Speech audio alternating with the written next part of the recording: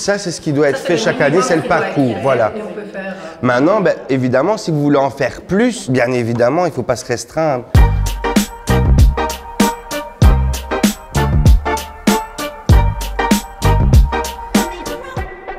Mon rôle de délégué PK, c'est vraiment de faire le fil conducteur avec mes collègues entre tout ce qui est artistique et culturel. Le parcours d'éducation culturelle et artistique, c'est vraiment mettre en lien plein de choses.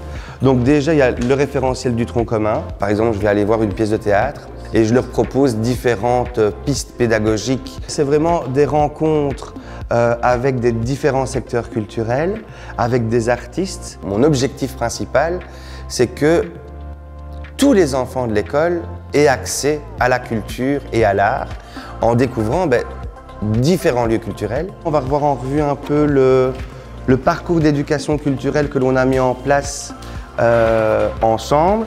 Donc les maternelles s'étaient réunies de leur côté, les primaires s'étaient réunies aussi de leur côté, et moi j'ai rejoint les deux équipes. Et donc évidemment, en touchant mes collègues, elles vont justement amener ça dans leur classe. Normalement, P4, c'était Momuse et la fonderie. La plus grande mission du délégué PK, c'est de faire passer au corps professoral ce parcours d'éducation culturelle et artistique. Je trouve que de manière structurée comme ça rassure les enseignants.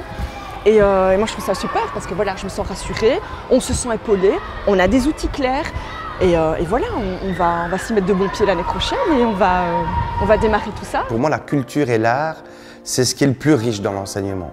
On peut raccrocher toutes les matières et toutes les compétences, savoir-faire liées au référentiel du tronc commun.